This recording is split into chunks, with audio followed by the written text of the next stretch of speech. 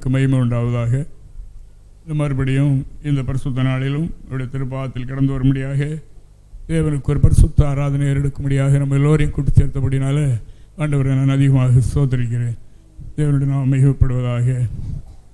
உலகத்தில் எண்ணற்ற மக்கள் மெய்யறிவனை அறிந்து கொள்ள முடியாமலும் அறிந்த மக்களும் அவரை ஸ்தோத்தரியாமலும் கனம் பண்ணாமலும் அவருக்கு செலுத்த வேண்டிய கனத்தை செலுத்த முடியாமல் இருக்கிற அந்த காலத்தில் நாம் சரியாக நம்ம தேவனை அறிந்து கொள்ளவும் அவருக்கு செலுத்த வேண்டிய கனத்தையும் மகிமையும் நாம் செலுத்த முடியாதவைகளை கற்றுக்கொள்ளும்படியாக நமக்கு தந்திருக்கிற கிருபைக்காக நம்ம தேவனை நாம் அதிகமாக ஸ்தோத்தரிப்போமாக.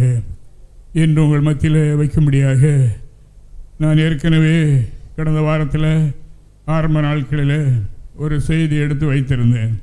ஆனால் இன்று காலையில் கர்த்தரவைகளை கொடுக்க மறுத்து வேறொரு ஆலோசனையை கொடுக்கும்படியாக சொன்னார். சொல்லுகிறவைகளை திரும்ப திரும்ப சொல்லுகிறேன் என்று அப்போஸ்தலன் சொல்லுகிறது போல நான் மறுபடியும் சொல்லுகிறேன், சந்தோஷமாயிருங்கள் என்று சொல்லுகிறார் அல்லவா. அப்படினால் இங்கே வந்திருக்கிற அநேகருக்கு இது அவசியமாக இருக்கிறபடியினால் இந்த ஆலோசனை இன்று உங்கள் மத்தியில் தரப்படுகிறது. தேவனுக்கு மகிமை. ஆண்டவராகிய தேவன் எல்லா இருதயங்களையும் எல்லாருடைய யோசனைகளையும் நினைவுகளையும் ஒளிந்திரங்களையும் ஆழங்களையும் அறிந்தவராக இருக்கிறபடியினால் அப்படி செய்கிறார். அதற்காக நான் ஆண்டவருக்கு நன்றி செலுத்துகிறேன். தேவனுக்கு மகிமை உண்டாவதாக. தேவ ஜனங்களாகிய நாம் தேவனுடைய இரத்தத்தினாலே மீட்டுக் கொள்ளப்பட்டவர்களாக அவருடைய சமூகத்தில் நாம் காணப்படுகின்றோம். மீட்கப்பட்டவர்கள் தேவனுடைய மீட்பை பெற்றுக்கொண்ட நாம், அதாவது இந்த உலகத்தினுடைய எல்லா விதமான துர்க்கதிகளில் இருந்தும் நாம் விடுபட்டவர்களாக இருக்க வேண்டும் என்று ஆண்டவர் விரும்புகின்றார்.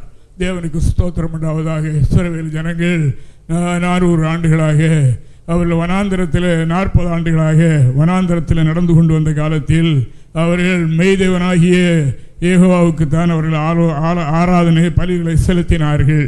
ஆனாலும் கர்த்தருடைய வார்த்தை என்ன சொல்கிறது என்றால் 40 வருடங்களாக நீங்கள் வனாந்திரத்தில் வழி நடந்து வந்தபோது நீங்கள் எனக்காக நீங்கள் பலி செலுத்தினீர்கள், நீங்கள் சுமந்து கொண்டு வந்த ரொம்பான் சொருவத்திற்கு அல்லவா நீங்கள் பலி செலுத்தினீர்கள் என்று சொல்லுகின்றார். அதே வண்ணமாக ரட்சிப்பு என்று சொல்லுவது உலகத்தில் உள்ள எல்லா தீமைகளையும் களைந்துவிட்டு தேவனுக்கு பிரியமில்லாதவர்களை அகற்றிவிட்டு நாம் செய்கிற ஆராதனையை தேவனுக்கு முன்பாக சுத்தமான பக்தியாகவும் ஆராதனையாகவும் அது இருக்கிறது என்று தேவனுடைய திருவாக்கு சொல்லுகின்றது. அதுபடினால தேவனை ஆராதிக்கிற தேவனால் ரட்சிக்கப்பட்ட தேவனுடைய பிள்ளைகளாகிய நாம், அதாவது அவைகளிலிருந்து விடுபட வேண்டும் என்றால் அவைகளை நம்முடைய மனதை விட்டு நாம் வெறுக்க வேண்டும் என்று ஆண்டவர் விரும்புகிறார். 78ஆம் சங்கீதம் 30-31 வசனங்களை நாம் வாசிக்கின்ற போது அங்கே கர்த்தருடைய வார்த்தை இவனமாக சொல்கிறது. நாம் வாசிக்க கேட்கின்றோம். அவர்கள் தங்கள் இச்சையை வெறுக்கவில்லை, தங்கள் இச்சைகளை வெறுக்கவில்லை. எகிப்தை தான் விட்டு வந்தார்கள், எகிப்தில் உள்ள இச்சைகளை அவர்கள் வெறுக்கவில்லை. அவர்களுடைய போஜனம் அவர்கள் வாயில் இருக்கும் போது தேவ கோபம் அவர்கள் மேல் எழும்பி அவர்களில் கொளுத்தவர்களை சங்கரித்தது, இஸ்ரவேலில் விசேஷித்தவர்களை மடிய பண்ணிட்டு. தேவனுக்கு மகிமை உண்டாவதாக. இஸ்ரவேல் ஜனங்கள் எகிப்தின் அடிமைத்தனத்தில் இருந்து அங்கிருந்து அடிமைகளாக இருந்த சித்திரவதை பண்ணப்பட்ட இடத்திலிருந்து விடுதலையாக்கப்பட்டு வந்தார்கள். அவர்கள் வந்தது கானான் தேசத்துக்கு நேராக வழிநடத்தப்பட தேவனால் அழைக்கப்பட்ட அதிகாரம் பெற்ற தேவனுடைய மனிதனாகிய மோசேயினுடைய தலைமையில் அவர்கள் கானானுக்கு நேராக வழி நடந்து வந்தார்கள். வழியில் எத்தனையோ அற்புதங்களை கண்டார்கள், அடையாளங்களை கண்டார்கள். எகிப்தில் இருக்கும் போதும் அதாவது 10 அடையாளங்களை கண்டு பார்வோனுக்கு முன்பாக அவர்கள் தேவனுடைய நாமத்தை வெளிப்படுத்திவிட்டு தான் வந்தார்கள். ஆனாலும் கூட அவர்கள் என்ன செய்யவில்லையா, எகிப்தில் உள்ள இச்சைகளை வெறுக்கவில்லை. அவைகள் மேல் அவர்கள் விருப்பமாக இருந்தார்கள். ஆனபடினால் கானானுக்கு நேராக வழிநடந்து வந்தாலும் அவர்கள் மோசேயின் மூலமாக நல்லடக்கை நடத்தப்பட்டு வந்தாலும் அவருடைய வாழ்க்கையில என்ன என்று சொன்னால் எகிப்தை பற்றி எகிப்தில் உள்ள ஆகாரங்கள், அங்கே அவர்கள் அனுபவித்த சிற்றின்பங்கள், இவைகளை வெறுக்காமல் அவர்களை சுமந்து கொண்டு இந்த வனாந்தரத்திலே கானானுக்கு நேராக வழி நடந்தார்கள் என்று நாம் காணுகின்றோம். 78ஆம் சங்கீதம் 18வது வாக்கியத்தை கூட நாம் வாசிக்கலாம். 78:18. தங்கள் இச்சைக்கேற்ற போஜனத்தை கேட்டு தங்கள் இருதயத்தில் தேவனை பரீட்சை பார்த்தார்கள். தேவனுக்கு மகிமை உண்டாவதாக. அவர்களுக்கு திருப்தியாக வானத்திலிருந்து தூதர்கள் சாப்பிடுகிற அருமையான போஜனத்தை தேவன் வானத்திலிருந்து அனுப்பி கொடுத்தார் என்று நாம் காணுகிற ஒன்று அவர்களுக்கு குறைவில்லை என்று நாம் காணுகிற. அப்படி இருந்த போதிலும் எகிப்தின் இச்சை அவருடைய உள்ளத்தில் இருந்தது. அவர்கள் ஏற்கனவே இருந்த அந்த உலகத்தின் ஆசை அவர்களை விட்டு போகவில்லை. அப்படினால் அவர்கள் பரலோகத்தில் உள்ள தூதர்கள் சாப்பிடுகிற அந்த மன்னாவை, அந்த ஆகாரத்தை சாப்பிட்டிருந்த போதிலும் அவர்களுக்கு இந்த கீழான நிலை மாம்சம் புசிக்க வேண்டும் என்ற எண்ணம் அவர்களை விட்டு அகலவில்லை. ஆவிக்குரிய மக்களாகிய, அதாவது இந்த தேவனுடைய ஜனங்களுக்கும் கூட ஆவிக்குரிய நிலையில தேவன் அநேக நன்மைகளை கொடுத்து அவர்களை மகிழச் செய்து அவர்களோடு உறவாடி அவர்களுக்கு காட்சி தரிசனங்களை கொடுத்து அவர்களோடு இன்பமான சத்தத்தை துணிக்க பண்ணி இருந்த போதிலும் மாம்சத்தினுடைய இச்சை அவர்களை விட்டு விலகாமல் இருக்கின்றது என்று நாம் காணுகிறோம். இவைகள் இருக்கிறபடியால் அவர்கள் முன்னோக்கி போக முடியவில்லை. அந்த கானானுடைய சிறப்பை அவர்கள் கேட்டிருந்தோம். அந்த எகிப்தின் அடிமைத்தனத்தில் இருந்த அந்த இன்பத்தையே அவர்கள் மனதில் வைத்திருந்தார்கள். அந்த இச்சையை அவர்கள் வெறுக்கவில்லை, அதை வெறுத்து விடவில்லை, வேண்டாம் என்று அவர்களை உதறவில்லை. நம்மிலும் அநேகருக்கு இன்று அவைகள்தான் போராட்டமாக இருக்கின்றது. இந்த இச்சை என்று சொல்லுவது தேவன் விரும்பாத காரியத்தை விரும்புகிறது இச்சை என்று வேதம் சொல்லுகிறது. இங்கே பாருங்கள், அவர்கள் இஸ்ரவேல் ஜனங்கள் மோசே ஜனங்களை வழிநடத்தி கொண்டு வந்தார். அவருடைய காலம் முடிந்தது. அவர்கள் காலம் முடிந்து அவர் தேவ சமூகத்துக்கு போய்விட்டார். அந்த பணியை யோசுவா ஏற்று தேவனுடைய கட்டளையின்படி அவர் அந்த மோசே விட்டு போன பணியை அவர் தொடர்ந்து நடத்தினார். ஜனங்களை கானானுக்கு நேராக வழிநடத்தி கொண்டு சென்றார் என்று நாம் காணுகின்றோம். இதை கானானுக்கு நேராக வழிநடத்தி சென்று கொண்டு போகும்போது எரிகோ பட்டணம் அவர்களுக்கு முன்பாக வழிமறித்து நின்றது. அதை கடந்தவர்களால் போக முடியவில்லை. இப்பொழுது யோசுவா ஆண்டவரிடத்தில் ஜெபம் பண்ணுகிறார். கர்த்தராகிய தேவன் யோசுவாவுக்கு நல்ல ஆலோசனை கொடுத்தார். இந்த பிரகாரம் செய்யுங்கள். அப்படி இஸ்ரவேல் ஜனங்கள் அந்த எரிகோ பட்டணத்தை சுற்றி வருகின்ற நேரத்தில் அவைகள் இடிந்து விழுந்தது என்று நாம் காணுகிறோம்.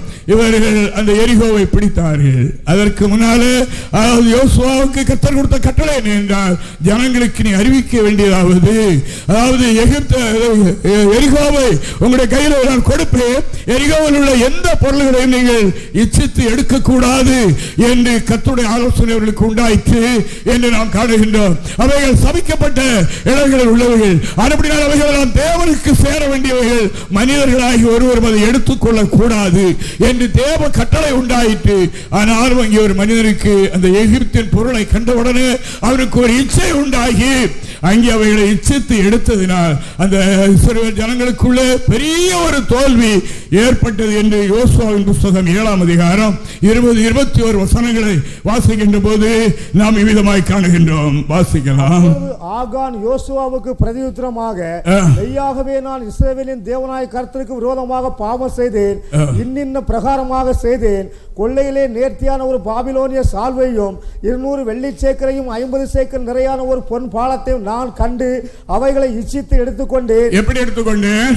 எச்சித்து எடுத்துக்கொண்டு அவைகள் என்ன இடத்துல புதைத்து போடப்பட்டிருக்கிறது என்று பாவ அறிக்கை செய்தான் என்று நாம் காணுகின்றோம். அருமையானவர்களே, நம்மில் அநேகர், அதாவது நாம் அநேகர் இந்த தேவ சமூகத்தில் கர்த்தருடைய பிள்ளைகளாக கூட்டி சேர்க்கப்பட்டிருக்கின்றோம்.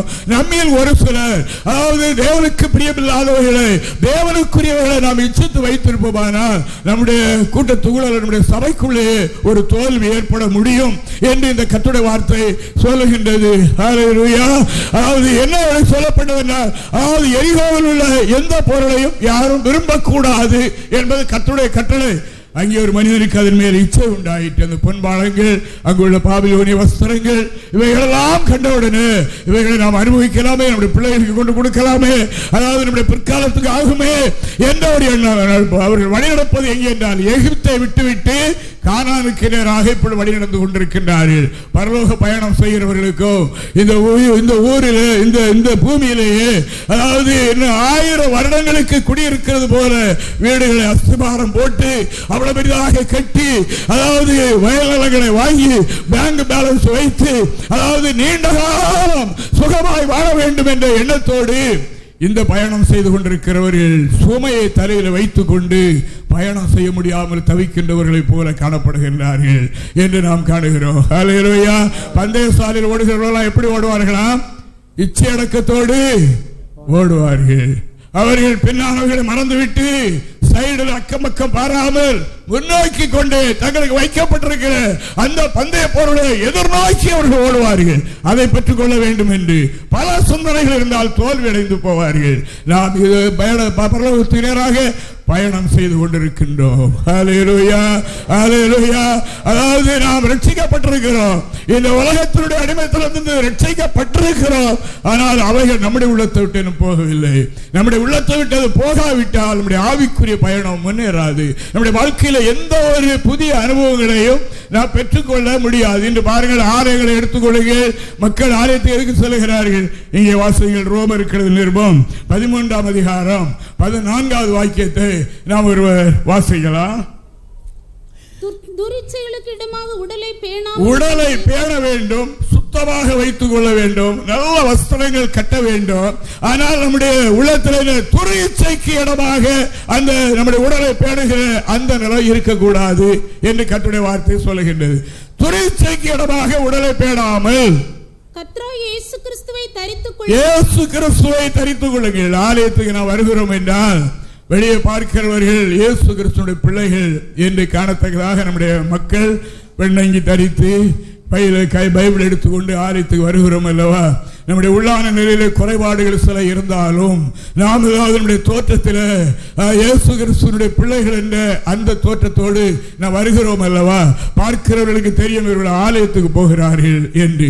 ஒருவருடைய தோற்றத்தை பார்த்த உடனே இவர்கள் கல்யாண வீட்டுக்கு போகிறார்கள், விருந்து வீட்டுக்கு போகிறார்கள், இவர்கள் என்ன இடத்துக்கு போகிறார்கள், பிள்ளைகள் ஸ்கூலுக்கு போகிறார்கள், கம்பெனியில் வேலைக்கு போகிறார்கள் என்று தோற்றத்தை பார்த்த உடனே அவைகளை அறிய இயலும்.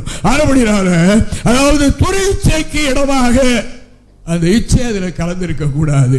ஆலயத்துக்கு போகிற என்னை எல்லாரும் பார்க்க வேண்டும், என்னுடைய வஸ்திரத்தை, என்னுடைய உடையை பார்க்க வேண்டும், என்னுடைய நகையை பார்க்க வேண்டும், என்னுடைய அழகை பார்க்க வேண்டும் என்று இந்த நிலையில், அதாவது உடலை பேணி உடலை அலங்கரித்து ஆலயம் செல்வதை கர்த்தர் விரும்பவில்லை என்று நாம் காணுகிறோம். இப்படி வாழ்கிறதை கர்த்தர் விரும்பவில்லை. நாம் உலகத்தில் வாழும் போது நம்முடைய உள்ளான மனிதனில், நம்முடைய தோற்றத்தில் என்ன காணப்பட வேண்டுமா? இயேசு கிறிஸ்துவை மக்கள் காண வேண்டும். நாம் சுத்தமாக இருக்க வேண்டும், ஆனால் உடலை துரிச்சைக்கு இடமாக பேணக்கூடாது என்று கர்த்தருடைய வார்த்தை சொல்கிறது. பவுடர் இருக்கிறது நல்லதுதான், பவுடர் தேவை. நம்முடைய வேர்வை நாற்றங்கள், நம்முடைய உடலில் இருக்கிற துர்நாற்றங்கள் போவதற்கு நம்முடைய மேல நம்முடைய கையில போட்டுக்கொள்வது நல்லதுதான். அது மேக்கப் பண்ணுவதற்காக நமக்கு தரவில்லை. ஆனபடினால பொருள்கள் இருப்பது நல்லது, அது துரிச்சைக்கு இடமாக நாம் பயன்படுத்தக்கூடாது என்று கர்த்தருடைய வார்த்தை சொல்கிறது. தேவனுடைய பிள்ளைகள் என்றால் அதற்கு ஒரு லட்சணம், அதற்கு ஒரு அழகு, அதற்கு ஒரு தோற்றம் உண்டு என்று நாம் காணுகின்றோம். அதுபடினாலே எதை தரிக்க வேண்டுமா? இயேசு கிறிஸ்துவை நாம் தரித்துக் கொள்ள வேண்டும். ஹல்லேலூயா. அந்தியோகியா பட்டணத்தில் அதாவது சீசர்கள் வசித்தார்கள். அவர்களை கண்ட ஜனங்கள் அவர்களுக்கு என்ன பெயர் சூட்டினார்கள்? இவர்கள் கிறிஸ்தவர்கள். ஹல்லேலூயா. கிறிஸ்து பிளஸ் இவர்களை கிறிஸ்துவை காணுகிறோம். நடை, உடை, பார்வைகள், இவருடைய செய்கைகள், தோற்றங்கள் எல்லாம் இயேசு கிறிஸ்துவை போல இருக்கிறது. இவருடைய சீசர்கள் என்று கிறிஸ்தவர்கள் என்ற நாமம் சூட்டினார்கள். முதலாக கிறிஸ்தவர்கள் என்கிற பெயர் அங்கேதான் வந்தது என்று நாம் வேதத்தில் காணுகின்றோம். அப்படினால் தேவனுடைய பிள்ளைகளை அவர்கள் தங்களுடைய இச்சைகளை வெறுக்கவில்லை. ஹல்லேலூயா. அநேகர் தங்களுடைய ஆடம்பரங்களை மாற்றியிருப்பார்கள். ஞானஸ்தானம் எடுக்கும் போது பாவரிக்கை செய்து தங்களை ஒப்புக் கொடுத்திருப்பார்கள். ஆனால் மனதை விட்டது நீங்காமல் இருக்கும். மனதை விட்டு நீங்காமல் இருக்கிறபடினால் அதன் மேலே ஒரு இழுப்பு அவர்கள் இருந்து கொண்டே இருக்கிறபடினால் இந்த ஆவிக்குரிய பயணத்தில் என்னாகி விடுகிறார்கள்? தோல்வி அடைகிறார்கள் என்று நாம் காணுகிறோம். அதுபடியால் தேவனுடைய பிள்ளைகளை இச்சை என்பது நம்முடைய உடலை பேணுகிறதிலேயோ, அதாவது தேவபக்தி கேட்ட பிரகாரம், தேவபக்திக்கு அல்லாத பிரகாரம் நம்முடைய உடலை பேணுகிற ரெண்டு காரியங்கள் இருக்கின்றது. அதுபடியால தேவனுடைய ஜனங்கள் கிறிஸ்துவை தரித்துக் கொள்ள வேண்டும். கிறிஸ்துக்கு ஏற்ற பிரகாரம் நம்முடைய உடலை பேண வேண்டும், அழகுபடுத்த வேண்டும், வஸ்திரம் தரிக்க வேண்டும் என்று கர்த்தர் விரும்புகிறார். நாம் ஒன்றை செய்வோம் என்றால் இதில் இயேசு கிறிஸ்து பிரியமாக இருக்குமா, அவருடைய பிள்ளைகள் என்று சொல்வதற்கு தகுதியாக இருக்குமா இது என்று எண்ணியே நாம் ஒன்றை செய்ய வேண்டும் என்று கர்த்தருடைய வார்த்தை சொல்கிறது. அதற்காக நான் ஆண்டவருக்கு நன்றி செலுத்துகிறேன். தேவனுக்கு ஸ்தோத்திரம். ஹல்லேலூயா, ஹல்லேலூயா. தேவனுடைய பிள்ளைகளிலும் சில புரோக்கர் வேலை செய்திருப்பார்கள். முந்தைய காலத்தில் புரோக்கர் வேலை செய்வது நல்லதுதான், அது நியாயமானபடி செய்வது தப்பல்ல. வெளி உலகத்தில் மனிதர்களுக்கு வட்டிக்கு கொடுக்கிறார்கள். ஆனால் தேவன் தம்முடைய பிள்ளைகளுக்குள்ளே சகோதரர்களுக்குள்ளே கொடுக்க கூடாது என்று வேதம் சொல்லுகிறது. ஆனால் வெளியே கொடுத்தாலும் நியாயமானபடி நாம் அவைகளை செய்ய வேண்டும். அதற்கு மாறாக நாம் செய்யக்கூடாது. இழிவான ஆதாயத்தை நாம் இச்சிக்க கூடாது என்று கர்த்தருடைய வார்த்தை சொல்லுகிறது. இச்சையை விடாமல் ஒவ்வொருவரும் ஒவ்வொரு காரியத்தில் அடிமையாக இருந்திருப்பார்கள். ரட்சிக்கப்படுவதற்கு முன்னாலே ஒவ்வொரு காரியங்களையும் அவர்கள் அதாவது கண்ணில் அகப்பட்டவர்களாக இருந்திருப்பார்கள். இப்படி ரட்சிக்கப்பட்டாகிவிட்டது. ஆனால் உள்ளத்தில் இருக்கிறது. சமயம் வரும்போது அவர்கள் அதாவது அவர்களுக்கு கவர்மெண்ட்ல வேலை பார்க்கிறது ஒரு சம்பளம் உண்டு. ஆனால் அதை அவர்கள் பெற்றுக் கொள்கிறார்கள். அதனுடைய அவர்கள் மூலமாக ஒரு கையெழுத்து ஒரு காரியம் நடக்க வேண்டும் என்றால் அவள் எதிர்பார்ப்பது என்ன என்றால் இழிவான ஆதாயத்தை. அதை எதிர்பார்த்து தான் அதை செய்து கொடுக்கின்றவர்களும் இன்று கர்த்தருடைய பிள்ளைகளுக்கு சொல்லப்படுகிற அநேகர் இருக்கிறார்கள் என்று நாம் காணுகிறோம். நம்மவர்களில் அப்படிப்பட்ட காரியம் அந்த இச்சை நம்மிலே இருக்கக்கூடாது. இருக்கும் வரைக்கும் நமக்கு ஒரு விடுதலையின் ஜீவியம் கிடைக்காது. கானான் பயணம் தடைபடும். நம்முடைய உள்ளம் அதாவது விட்டு போன பழைய உலகத்தை பழைய எகிப்தையே பார்த்து கொண்டிருக்கும். மோசேன் கூட வழி நடந்தாலும் கானானுக்கு நேராய் சென்று கொண்டிருந்தாலும் நம்முடைய மனம் எங்கே போகுமா? பழைய இடத்துக்கு தான் போகும். பழைய நினைவுதான் ஆலயத்தில் இருந்தாலும் வந்து கொண்டே இருக்கும். ஜெபமான கண்ணை மூடினாலும் அந்த பழைய நினைவுதான் வந்து போராடி கொண்டு இருக்கும். அப்படி போராடுகிறதுனால் என்ன கிடைக்கவில்லை? தேவ சபத்தில் ஒன்றை பெற்றுக்கொள்ள முடியவில்லை. ஒரு மனம் வருகிறது இல்லை. அந்த பழைய காரியங்கள் மனதில் இருக்கிறபடியினால் அவைகளை நாம் அகற்ற வேண்டும் என்று ஆண்டவர் விரும்புகிறார். ஹல்லேலூயா, ஹல்லேலூயா. எலிசாவினிடத்தில் வந்தார் நாகமான் என்று சொல்லப்படுகிற குஷ்டரோகி. அங்கே வந்தபோது எலிசாவுக்கு கர்த்தருடைய வார்த்தை உண்டாயிற்று. அவனை போய் யோர்தான் நதியில 7 தடவை ஸ்நானம் பண்ணிவிட்டு போக சொல்லி அவன் சுத்தமாகி விடுவான். இது கர்த்தருடைய வார்த்தை என்று அவர் சொல்லி அனுப்பினார். அவனுக்கு கடும் கோபம் வந்தது. அவன் தன்னை பெரிய மனிதனாக எண்ணினான். பெரிய காணிக்கை கொண்டு வருகிறேன், தேவனுடைய மனுஷன் ஒன்றுமில்லாதவனாக இருப்பான், நம்மை கண்டவுடனே ஓடி வந்து உச்சிலிருந்து பாதம் வரைக்கும் தடவி நம்முடைய வியாதியை நீக்கி விடுவான் என்றல்லவா நான் வந்து அவன் இப்படி என்னை இழிவுபடுத்தி விட்டானே என்று எண்ணி பழைய தன்னுடைய தேசத்திற்கு போக புறப்பட்டான். அப்பொழுது வேலைக்காரன் சொன்னான், ஆண்டவனே, அந்த தேவனுடைய மனுஷன் ஒரு பெரிய காரியம் சொன்னால் செய்திருப்பீர்கள் அல்லவா, அதை செய்து பாருமே என்றபோது செய்து பார்த்தான். 7வது இடம் இங்கே வெளியே வரும்போது என்ன ஆயிற்று? சிறு பிள்ளையினுடைய மாம்சத்தை போல் அது மாறிற்று. ஹல்லேலூயா. அவன் வெகுமதிகளை கொண்டு வந்து எலிசாவினிடத்தில் கொண்டு வந்தான். இல்லை, எனக்கு அது வேண்டாம், நீ தேவனுடைய வார்த்தைக்கு கீழ்ப்படிந்தால் கர்த்தர் உனக்கு சுகம் கொடுத்தார், நீ சந்தோஷமாய் போகலாம். போன போது கூட இருந்த கேயாசிக்கு ஒரு இச்சை உண்டாயிற்று. ஹல்லேலூயா, ஹல்லேலூயா. இவ்வளவு பெரிய செல்வங்களை நம்முடைய தேவனுடைய மனுஷன் வேண்டாம் என்று சொல்லிவிட்டாரு. இது எவ்வளவு நமக்கு பிரயோஜனப்படும், ஊழியத்தையே பிரயோஜனப்படுமே என்று எண்ணினான். தேவனுடைய மனுஷனுக்கு தான் தெரியும் இது வாங்க வேண்டும் வாங்க வேண்டாம், இது தகுதி அல்ல என்பது தேவனுடைய மனுஷனுக்கு தான் தெரியும். ஹல்லேலூயா. அவர் வேண்டாம் என்றதை இவன் இச்சித்தான். இச்சித்து போய் வாங்கி கொண்டு வந்தான். வாங்கி கொண்டு தன்னுடைய வீட்டில் வைத்து விட்டு தேவனுடைய மனுஷனுக்கு முன்பாக குற்றமில்லாத ஒரு மனிதனை போல போய் நின்றான். தேவனுடைய மனிதன் கேட்டார், கேயாசியே, எங்கே இருந்து வருகிறாய்? சும்மா இங்கேதான் நிற்கிறேன். இல்லை, நீ அன்று நாகமானுடைய ரதத்திற்கு பின்னாலே போகும்போது, ரதத்துக்கு முன்னாலே நீ போகும்போது என்னுடைய மனம் உன்னோடு கூட வரவில்லையா? ஹல்லேலூயா. நாகமானுடைய குஷ்டம் உன் மேல் வருவதாக. அவன் என்றும் குஷ்டரோகியாக இருந்தான் என்று நாம் காணுகிறோம். ஹல்லேலூயா, ஹல்லேலூயா. தேவனுடைய மனுஷன் வேண்டாம் என்று சொன்ன காரியத்தை விரும்பினார். தேவன் வேண்டாம் என்று வெறுக்கிற காரியத்தை இச்சித்தார், அவர்களுக்கு அவைகள் உண்டாகிறது. இங்கே இந்த ஆகாரம் அவருடைய குடும்பத்தாரும் அப்படி ஆனார்கள் என்று நாம் காணுகிறோம். இருக்கட்டும், தேவனுடைய பிள்ளைகளை நம்முடைய சரீரத்தை துரிச்சைக்கு இடமாக பேணக்கூடாது என்று கர்த்தருடைய வார்த்தை சொல்கிற. சுத்தமாக அருமையான வஸ்திரம் தரித்து நல்லபடியாக தேவனுடைய பிள்ளைகள் ஒழுக்கமாக இருக்க வேண்டும். என்னுடைய உடம்பை மறைப்பதற்காகத்தான் நமக்கு வஸ்திரம் கொடுக்கப்பட்டிருக்கிறது. ஏதேன் தோட்டத்தில் ஆதாம் நிர்வாணத்தை மறைப்பதற்குத்தான் வஸ்திரம், தோலுடை கொடுக்கப்பட்டது என்று நாம் காணுகிறோம். இன்று நமக்கு வஸ்திரம் எதற்காக? நம்முடைய சரீரத்தை மறைத்துக் கொள்வதற்காக. இன்று பார்த்தால் உலகத்தில் என்னென்ன காட்சிகள் பாருங்கள், எப்படி எல்லாமே இருக்கிறது. இருக்கட்டும், தேவனுடைய பிள்ளைகளாகி நாம் அப்படிப்பட்ட நிலைக்கு விலகி அப்படிப்பட்ட இச்சைகள் நமக்குள்ளே இல்லாதபடி அவைகளை அகற்றிக் கொள்ள வேண்டும் என்று தேவனுக்கு மகிமை. 2வதாக 1 தீமோத்தேயு 3 அதிகாரம் 8வது வாக்கியத்தை ஒருவர் வாசிக்கலாம். இழிவான ஆதாயத்தை இச்சியாமல் இருக்க வேண்டும் என்று இது யாருக்கு சொல்லப்பட்டிருக்கிறது என்றால் தேவனுடைய ஊழியக்காரன், உதவி ஊழியக்காரனுக்கு சொல்லப்பட்டிருக்கிறது. எல்லாருக்கும் தான், நம்ம எல்லாருக்கும் இந்த வசனம் எழுதப்பட்டிருக்கிறது. வாசிக்கலாம். அந்தபடியே உதவிக்காரரும் இரு நாக்கு உள்ளவர்களாயும் மதுபான பிரியராயும் இழிவான ஆதாயத்தை இச்சிருக்கிறவர்களாயும் இராமல், இழிவான ஆதாயத்தை இச்சியாமலும் இருக்காமல் நல்லொழுக்கம் உள்ளவர்களாயும் விசுவாசத்தின் ரகசியத்தை சுத்த மனசாட்சியிலே காத்து கொள்ளுகிறவர்களாயும் இருக்க வேண்டும். இழிவான ஆதாயத்தை இச்சியாதவர்களாய் இருக்க வேண்டும். இழிவான ஆதாயத்தை நாம் பிரயாசப்படாத, உழைக்காத, நமக்கு அதாவது கிடைக்க தேவையில்லாத ஒன்றை நாம் பெற்றுக்கொள்ள வேண்டும் என்று விரும்பினார், அதிகமான காரியங்களை எதிர்பார்த்தால் அவைகளை அதாவது நாம் பெற்றுக்கொள்ள வேண்டும், ஏன் அவர்கள் கொடுத்தால் என்ன என்று எண்ணி நாம் வாங்கும் போது அது ஒரு இச்சை என்று வேதம் சொல்லுகிறது. அருமையானவர்களே, அந்த இச்சை இடையிடையே சந்தர்ப்பம் வரும்போது அது வாங்கிக் கொள்ள, பெற்றுக்கொள்ள நம்முடைய மனம் அங்கே போகிறபடியினால் அது தேவனுக்கு பிரியமில்லாத ஒன்று என்று நாம் காணுகிறோம். நம்முடைய உடலை துரிச்சைக்கு இடமாய் பேணக்கூடாது.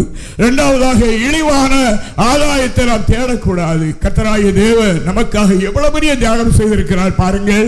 நாமும் பிறருக்காக அதாவது நம்மால் இயன்ற உதவிகளை நாம் செய்ய வேண்டும். நமக்கு 2 கண்களை, நல்ல கண்ணை தந்திருக்கிறார். கண் இல்லாமல் ஒரு மனிதன் நின்று தடமாடிக்கொண்டு நிற்கிறார் என்றால் அவனை நாம் அக்கறைப்படுத்துவது தேவனுக்கு செய்கிற ஒரு சேவையாக இருக்கின்றது என்று நாம் காணுகின்றோம். அதாவது இந்த சீசன் நேரத்தில் சில பெண்கள் நின்று டிக்கெட் எடுக்க முடியாமல் கடந்து தவிக்கிறதை, கூட்டத்துக்குள்ளே போக முடியாமல், தன்னுடைய வீட்டிற்கு தகுந்த நேரம் போய் செல்வதற்கு முடியாமல் பிள்ளையை இடுப்பில் வைத்துக் கொண்டு தவிக்கிறதை நாம் காணுகின்றோம்.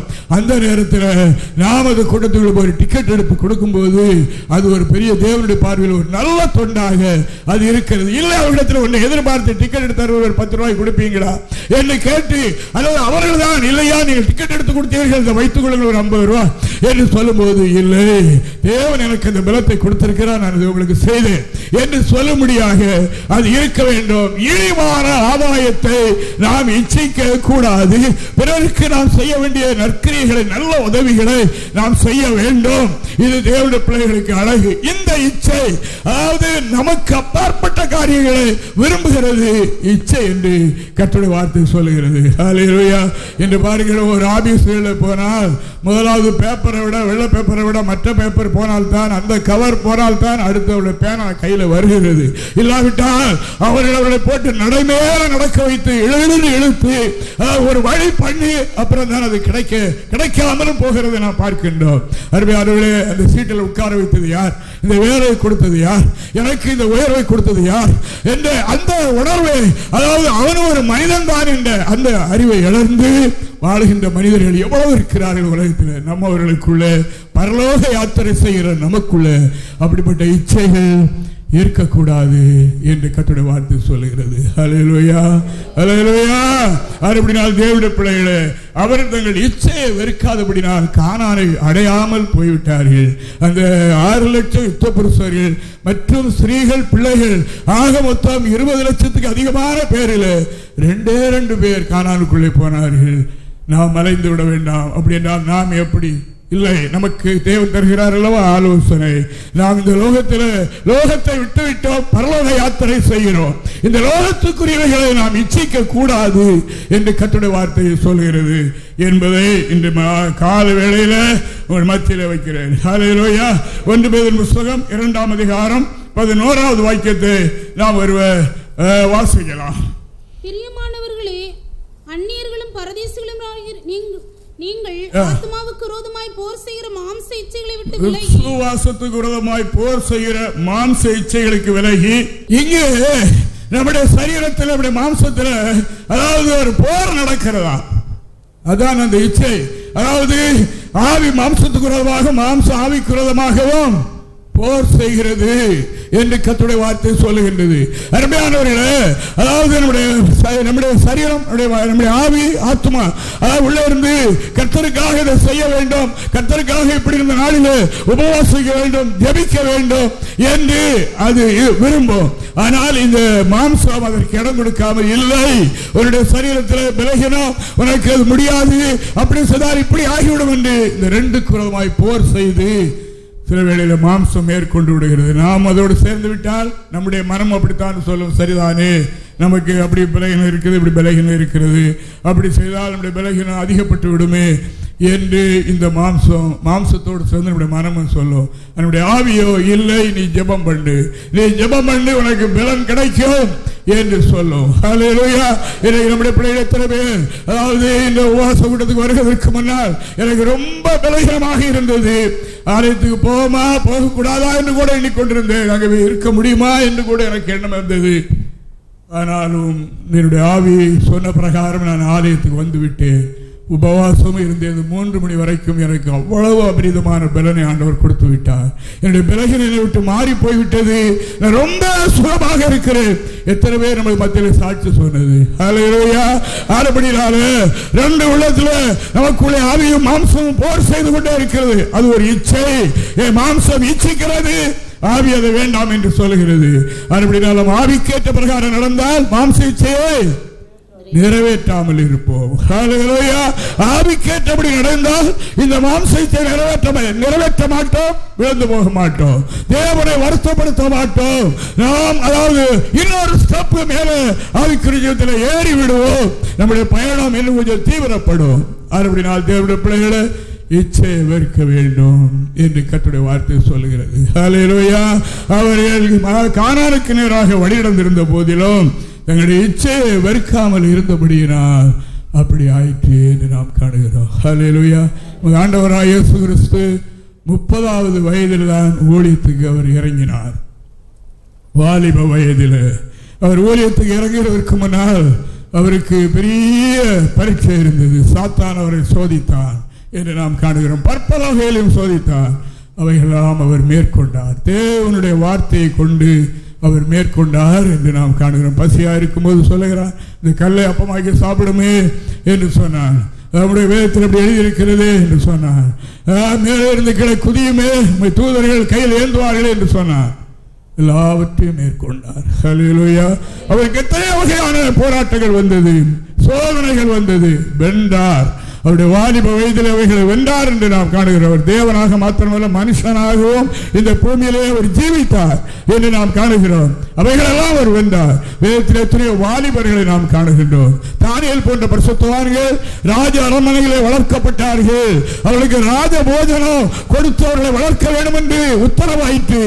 ஆனாலும் இது விக்கிரகங்களுக்கு படைக்கப்பட்ட போஜனமாக இருக்குமே என்று எண்ணி அதனால் தங்களை தீட்டுப்படுத்திக் கொள்ள முடியாமல் தங்களுக்கு அதாவது கண்காணியாய் கொடுக்கப்பட்ட மனிதனிடத்தில் சொன்னார்கள், எங்களுக்கு ஒரு 10 நாள் எங்களை சோதித்து பாருங்கள், மரக்கறியும் பருப்பும் கொடுங்க, மற்ற ராஜபோஜனம் சாப்பிடுகிறவர்களுக்கும் எங்களுக்குள்ள வித்தியாசத்தை அப்படி நீங்கள் பார்த்துக் கொள்ளலாம் என்று சொன்னார்கள். அவருடைய கண்ணில் தயவு கிடைத்தது.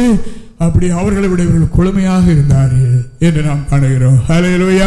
அவர்கள் அதை இச்சிக்கவில்லை. ராஜபோஜனம் என்றால் ரொம்ப மேன்மையான போஜனமாக இருக்கும் என்று நாம் காணுகிறோம். அதில் இச்சை கொள்ளவில்லை என்று நாம் காணுகிறோம். வாலிப வயதில் அவர்கள் அவைகளெல்லாம் மேற்கொண்டு என் தேவனாகிய கர்த்தருக்கு அதாவது என்னுடைய சரீரத்தை கொடுத்து விட்டேன், இந்த சரீரம் தேவனுக்கு விரோதமாக அதாவது கரைபட்டு போகக்கூடாது என்று எண்ணி அவர்கள் அப்படிப்பட்ட தேவனுக்கு பிரியமில்லாத காரியங்களை இச்சிக்காமல் அவைகளை வெறுத்து வாழ்ந்தார்கள். அவர்களுக்கு தான் ஞான தரிசனம் உண்டானது, அவர்களுக்கு தான் வரங்காரியங்கள் அறிவிக்கப்பட்டது.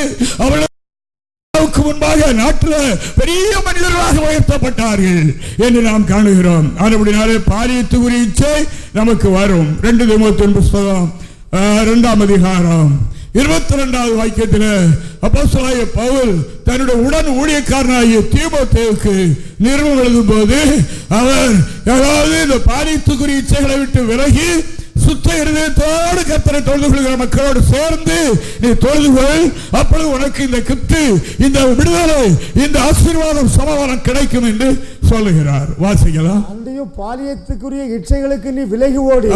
வாலிபன் அதாவது தீமோத்தேயு வாலிபனா இருக்கிறார். வாலிபத்துக்குரிய இச்சைகள் உன்னை தேடி வரும். அவைகளுக்கு நீ விட்டு அவளை விட்டு விலகி ஓடி சுத்த இருதயத்தோடு கர்த்தரை தொழுது கொள்கிறவுடனே அதாவது நம்முடைய வீட்டு பக்கம் ஒரு ஆராதனை இருக்கிறது என்று எண்ணாது. எங்கே சுத்த இருதயத்தோடு கர்த்தரை தொழுது கொள்கிற மக்கள் இருக்கின்றார்களோ, எங்கே சுத்த இருதயத்தோடு ஆராதிக்கிற ஆராதனை நடக்கின்றதோ, இருதய சுத்த வாழ்க்கையில் சுத்தமல்ல சுத்தம் உண்டாக எங்கே சத்தியம் அறிவிக்கப்படுகிறதோ அங்கே போய் கர்த்தரை ஆராதித்து நீதியையும் விசுவாசத்தையும் அன்பையும் சமாதானத்தையும் அடையும்படி நாடு. ஹல்லேலூயா, ஹல்லேலூயா. செய்ய வேண்டியது என்ன? இவைகள் எல்லாரும் மனிதருக்கு கிடைக்க வேண்டும் என்றால் பாலியத்துக்குரிய இச்சைகளுக்கு விலக வேண்டும். ஹல்லேலூயா. ஆண்டவராகிய தேவன் நமக்கு மாதிரி காண்பித்தார். தேவனுடைய பரிசுத்தவான்கள் வீரர்களாக தானியேல், சாத்ராக், மேஷாக், ஆபேத்நேகோ, யோசேப்பு இன்னும் பல தேவ மனிதர்களை நாம் வேதத்திலே காணுகிறோம் அல்லவா? இச்சைகளை விட்டு ஓடினார்கள். அதனால் அவர்கள் சிறைச்சாலைக்குள்ளே போக வேண்டியது வந்தது. ஆண்டவர் அவைகளை எல்லாம் பார்த்து ஒரு நாள் அவர்களை உயர்த்தினார். ஹல்லேலூயா, ஹல்லேலூயா. அருமையானவர்களே, வரும் சோதனை தேடி வரும், வாலிப வயதில் அதற்குரிய இச்சைகள் தேடி வரும். தேவ பயம் நம்முடைய உள்ளத்தில் இருக்க வேண்டும். ஐயோ, இது என் தேவனுக்கு பிரியமில்லாத காரியம், இதை நான் விரும்பினால் புசித்தால், இதை நான் கை கொண்டால் ஏற்றுக்கொண்டால் என்னுடைய ஆன்மா கரைவிட்டு போய்விடும், நான் கர்த்தருடைய வருகையில் போக முடியாது, என் ஆண்டவருக்கு சிநேகிதியாய் இருக்க முடியாது என்று எண்ணி என்ன செய்வார்கள்? பாவத்தை விட்டு விலகி ஓடுவார்கள் என்று கர்த்தருடைய வேதம் சொல்லுகிறது. ஓடினார்கள். அவர்கள் தான் பெரிய ஞானவான்களாக, பெரிய ஞானிகளாக, பெரிய தேவ தரிசனம் காணுகின்றவர்களாக ஆனார்கள். விழுந்து எழும்புகிறவர்கள் அல்ல. கழுவப்பட்ட பன்றி சேற்றிலே புரள்கிறது போல இங்கே கழுவிட்டவுடனே அடுத்த சாக்கடையில விழுகிறதோ, அங்கே கழுவிட்டவுடனே அடுத்த போய் சாக்கடையில விழுகிறதோ. கழுவி வாழ்க்கை முழுவதும் கழுவிக்கொண்டே இருப்பது அல்ல. கழுவப்பட்டவர்கள் ஒரு ஆட்டுக்குட்டியை தூக்கி ஒரு தண்ணீரை போடுங்க, அது ஒரு சத்தம் போட்டு குதித்து உடம்பை ஒரு உலுப்பி தண்ணியெல்லாம் வெளியேற்றி விட்டு ஓடியே போய்விடும். பன்றி அப்படி அல்ல, எங்கே சாக்கடை கிடைக்கிறதோ தூக்கி போட வேண்டாம், அதுவே ஓடி போய் உள்ள விழுந்து கொள்ளும் என்று நாம் காணுகிறோம். நாம் அப்படிப்பட்டவர்கள் அல்ல. எகிப்தை விட்டார்களே ஒழிய எகிப்தினுடைய இச்சையை அவர்கள் வெறுக்கவில்லை. ஆறுபடினால் விடுதலை இல்லாமல் போயிட்டு தங்களை வழிநடத்துகிற மோசையோடு போராட ஆரம்பித்தார்கள். அதாவது நமக்கு ஒரு தலைவனை தெரிந்து கொண்டு மறுபடியும் நான் எகிப்திற்கு போய்விடுவோம், அங்கே அடிமைகளாக இருந்தாலும் அங்கே நமக்கு இறைச்சி கிடைத்தது, பானையுடைய பக்கத்தில் உட்கார்ந்து கொண்டு அதாவது நாம் நன்றாக சாப்பிட்டோமே, வெள்ளரிக்காய், வெள்ளப்பூண்டு, வெங்காயம், அது இது சப்பு சவரி எல்லாம் கிடைத்தது, என்ன விரும்பினமே அதெல்லாம் தின்றோமே, அடிமைகளா இருந்தா பிரச்சனை இல்லை, எல்லாம் தின்றோமே என்ற இச்சை போகவில்லை. அருமையானவர்களே, அவர்கள் இச்சையை வெறுக்கவில்லை. எகிப்தை தான் விட்டார்கள், எகிப்துடைய இச்சையை வெறுக்கவில்லை. அநேக தங்களுடைய வெளி தோற்றத்தை தான் மாற்றினார்கள், உலக இச்சையை விடவில்லை. ஆனபடினால் போராடுகிறது. அதனால வீடு காட்சி வீடுகளுக்கு போகும்போது சொந்தக்காரர்கள் உறவினர்களை கண்டவுடன் ஐயோ என்ன அழகா இருக்கிறார்கள், நான் இப்படி இருக்கிறேன் என்ற நிலை வருகிறது. எப்படி வர வேண்டும்? ஐயோ இந்த மக்கள் எல்லாம் இப்படி இருக்கிறார்களே, இப்படி இருந்தா என்ன கர்த்தர் இவ்வளவு அருமையாக மாற்றிவிட்டாரு என்ற சந்தோஷம் நம்முடைய உள்ளத்தை நிரப்ப வேண்டும். அவர்களுக்கு அதை காண்பிக்க வேண்டும். நான் உங்களை போல் இருந்தேன், எனக்கு சமாதானம் இல்லை, உங்களை போல் இருந்தேன், வாழ்க்கையில் எனக்கு ஒரு நம்பிக்கை இல்லை, நான் இப்படி இருந்தேன், இன்று தேவன் என்னோடு கூட இருக்கிறார். ஹல்லேலூயா. அவைகளெல்லாம் நான் இச்சைகளை வெறுத்தேன், இப்பொழுது என்னை ஆட்கொண்ட நாதர் என்னோடு கூட வந்து இருக்கின்றார். எனக்கு எவ்வளவு பெரிய மகிழ்ச்சி, எவ்வளவு பெரிய பெருமை என்று நாம் சொல்ல வேண்டும். ஹல்லேலூயா, ஹல்லேலூயா. அதை விட்டு ஐயோ இதெல்லாம் வெறுத்து விட்டேனே என்று இந்த குறைபாடு உள்ள உள்ளம் இருக்குமானால் நம்ம ஆலயத்தில் வந்தாலும் சந்தோஷமாக இருக்க முடியாது. தலைகளை போட்டுக்கொண்டு அல்லது அதை போட்டுக்கொண்டு அப்படி இப்படி மனதில் பல குறாய்வு மனப்பான்மையோடு தான் இருக்க முடியும். அருமையானவர்களே, எகிப்தை விட்டோம், எகிப்தில் எல்லாவற்றையும் விட்டு விட வேண்டும். ஹல்லேலூயா, ஹல்லேலூயா. அவைகளெல்லாம் வெறுத்து விட வேண்டும். இல்லாத பட்சத்தில் நாம் தேவ சமூகத்தில் வந்தாலும் கர்த்தருடைய வார்த்தை சொல்லப்படும், நம்முடைய காதுக்குள்ள என்ன செய்யாது, போகாது. மார்க்கு சுவிசேஷம் 4ஆம் அதிகாரம் 18வது வாக்கியத்தை நாம் ஒருவர் வாசிக்கலாம். வசனத்தை கேட்டும் உலக கவலைகளும் ஐஸ்வர்யத்தின் மயக்கமும் மற்றவைகளை பற்றி உண்டாகிற இச்சைகளும் உட்பிரவேசித்து வசனத்தை நெருக்கி போட அதனால் பலனற்று போகிறார்கள். ஆலயத்துக்குள் இருக்கிற வரைக்கும் தான் அது இருக்கும். இந்த உலக ஐஸ்வர்யத்தின் மயக்கம், மற்றவைகளை பற்றிய இச்சை, இவைகள் உட்புகுந்த உடனே என்ன செய்வான்? வசனத்தை நெருக்கி போடுவான். வசனம் அங்கே வேர் கொண்டு அவைகள் செயல்பட விடாது. அவைகள் இது அதை மேற்கொண்டு விடும், இது மேற்கொண்டு விடும். அந்த உலக சிநேகம் இச்சை இருக்கிறது அல்லவா, அது இந்த வேர் வசனம் அங்கே வேர் கொண்டு வளர்ந்து பலன் கொடுக்க விடாமல் என்ன பேசினார்கள் சர்ச்சில்? என்றே மறந்து போய்விடும். வேதத்தை நன்றாக நாளை இந்த அதிகாரம் படித்திருப்போம், அது என்னதான் படித்தோம் என்று ஒன்றும் மனசில் இருக்காது. ஏன்னால் நம்முடைய எண்ணங்கள் மனங்கள்லாம் வேறு இடத்துல தான் இருக்கிறது. இங்கே இருக்கும்போதே, அதான் நாங்கள் மலேசியா போயிருக்கும்போது அங்கே ஒரு ப்ரேயர் மீட்டிங் ஒழுங்குபடுத்தியிருந்தார்கள். அப்போ ஒழுங்குபடுத்தியிருந்தார்கள், புதன்கிழமை வைக்கலாமா என்று சொல்லி, சரி சபை மக்களுக்கெல்லாம் சொல்லுவோம் என்று லுத்தரன் மிஷனை சேர்ந்தவர்கள் அவருடைய போதகர் அதுக்கு வேண்டிய ஏற்பாடு பண்ணியிருந்தார். அப்படியே அவர் போய் முக்கியஸ்தர்களுக்கெல்லாம் சொல்லியிருக்கிறார், இப்படி இந்தியாவிலிருந்து மிஷனரிகள் வந்திருக்கிறார்கள், அப்படினால என்னிடத்தில் ப்ரேயர் மீட்டிங் எங்கள் வீட்டில் வைத்திருக்கிறது, எல்லாரும் வாருங்கள் புதன்கிழமை. ஐயோ ஐயோ புதன்கிழமையா வைத்தீர்கள், மற்ற நாட்கள் இல்லாமல் அன்றுதானே தமிழ் சினிமா வரும் டிவியில், நாங்கள் அதை பார்க்க வேண்டாமா? அதை பார்க்காமல் இங்கே நாங்கள் வர முடியுமா? அப்படினால இன்னொரு நாளில் வையுங்கள். இவர்கள் இன்னொரு நாளில் வைத்து அங்கே வந்துதான் என்னத்திற்கு என்ன பிரயோஜனம்?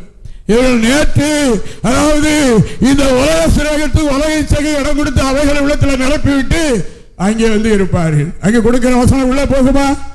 போகுமா? போகாது, போகவே செய்யாது. இந்த உலகத்தினால் மற்றவர்களை பற்றிய இச்சை இருக்கிறது அல்லவா? இங்கே நம்ம இடத்துல ஒருவேளை இருக்கலாம். இப்போ வருமே கொஞ்ச நேரத்தில் இந்த சேனலில் இந்த செய்தி வருமே, அப்படினால ஒரு சின்ன பாட்டு, ஒரு 2-3 அடி இருக்கிற ஒரு பாட்டை படித்து விட்டு சீக்கிரமாக ஜெபம் பண்ணி விட்டு அந்த நிகழ்ச்சியை ஆரம்பத்திலிருந்து பார்க்க வேண்டுமே என்ற எண்ணம் வரும் அல்லவா? வரும். அப்படி விட்டவங்க இருக்கிறீங்க. தேவனுக்கு மகிமை. அப்படினால் தேவனுடைய பிள்ளைகளை மற்றவர்களை பற்றிய இச்சை உட்புகந்து வசனம் பலன் கொடுக்காதபடி என்ன செய்யும்? அவைகளை நெருக்கி போடும், பலன் கொடுக்காதபடி ஆக்கிவிடும். எவ்வளவுதான் சத்தியத்தை கேட்டாலும் சரி, எவ்வளவுதான் படித்தாலும் சரி, கொஞ்ச நேரம் நிற்கும், அப்புறம் இவைகள் வந்து அதை நெருக்கி ஒன்று இல்லாமல் ஆக்கி போடும் என்று வேதம் சொல்லுகிறது. இச்சையை விடவில்லை, இச்சையை வெறுக்கவில்லை. அவர்கள் ரட்சிக்கப்பட்டார்கள், ஞானஸ்தானம் பெற்றார்கள், பரிசுத்தாய் பெற்றார்கள், உண்மைதான். பாவரிக்கும் செய்கிறார்கள், சரிதான். ஆனால் இச்சையை வெறுக்கவில்லை. நாம் ஒன்றை தேவனுக்கு பிரியமில்லை, இதனால் நமக்கு கேடு என்பதை நாம் வெறுக்காவிட்டால் அது நம்மளில் அது இருந்து போகாது, அது போகாது. நாம் அடிக்கடி சொல்கிறதான், ஆவி உங்களிடத்திலிருந்து போகவில்லையா? நீங்கள் அந்த ஆவி என்னிடத்திலிருந்து போக வேண்டும், அது என்னிடத்தில் வரக்கூடாது என்ற வெறுப்பு உங்களுக்கு முதலாக வர வேண்டும். ஊழியக்காரன் விரட்டினதுக்காக போகிறது, ஊழியக்காரன் வெளியே வந்த உடனே பழையபடி உள்ள வந்து விடுகிறது. இது இப்படி நடக்கிறது பாருங்க. அதாவது ஒரு வெளிச்சத்தை கொண்டு போனால் இருட்டுக்குள்ள இருக்கிற வீட்டுக்குள்ள இருக்கிறவர்கள் இருட்டில் இருக்கிறார்கள், வெளிச்சத்தை கொண்டு போன அவர்களுக்கு சந்தோஷமா இருக்கிறது.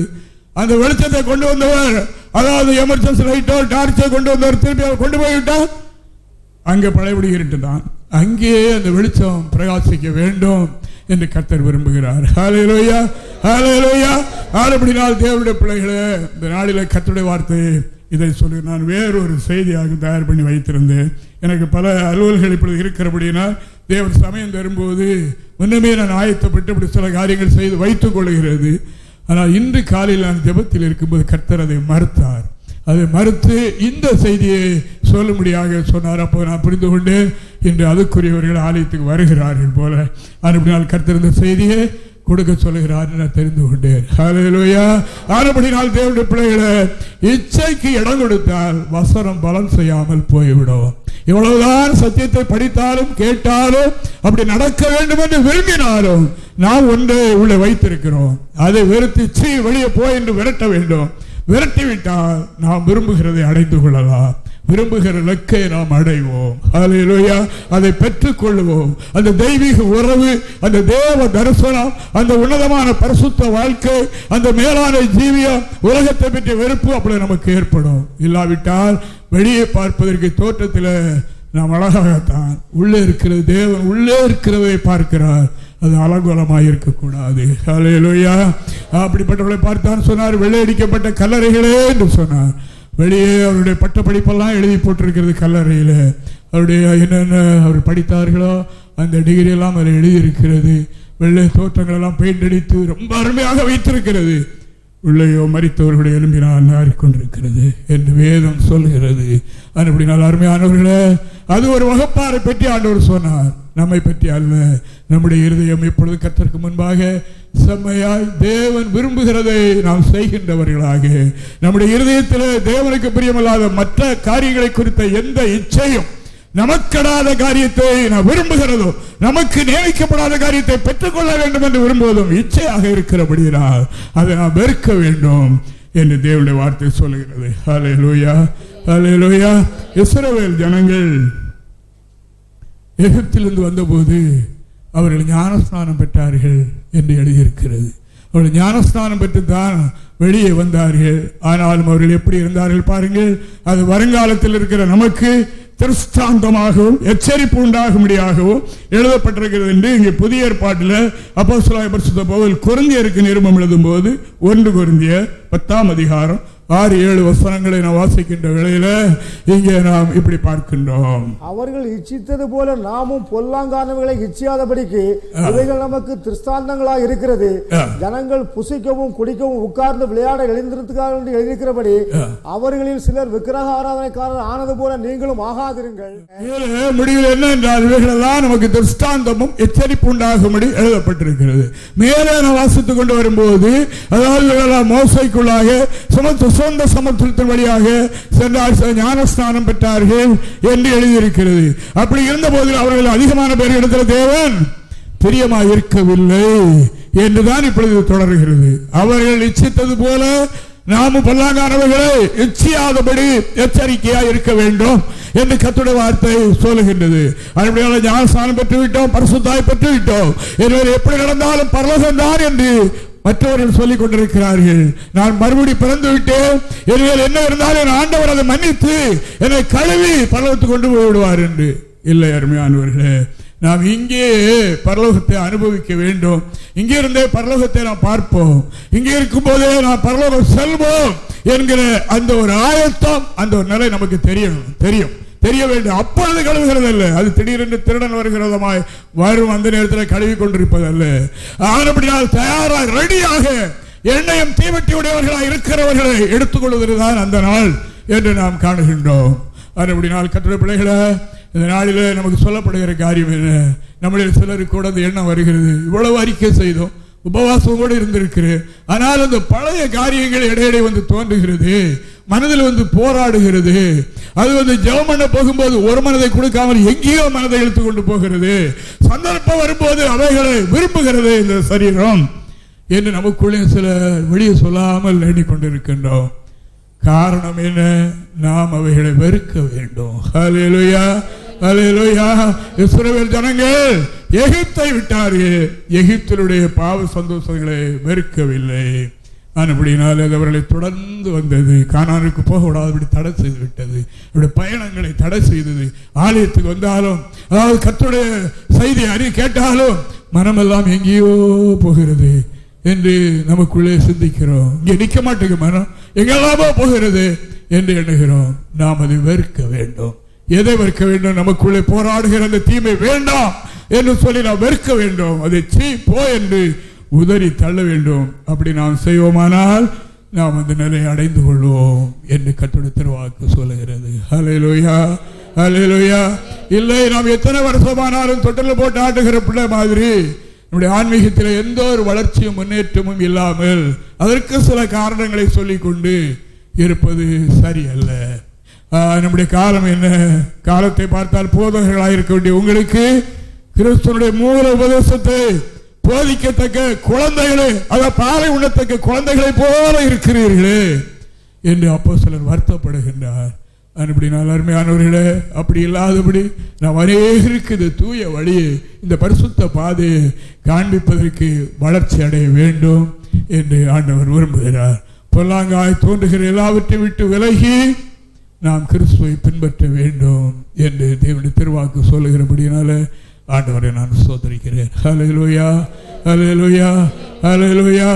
தேவனுக்கு மகிமை. நாம் அதாவது என்ன சொல்லுகிறோமோ அப்படி நாம் இருக்க வேண்டும். மனிதன் 3 வகையான வஞ்சகத்துக்குள்ளாகப்பட்டிருக்கிறான்.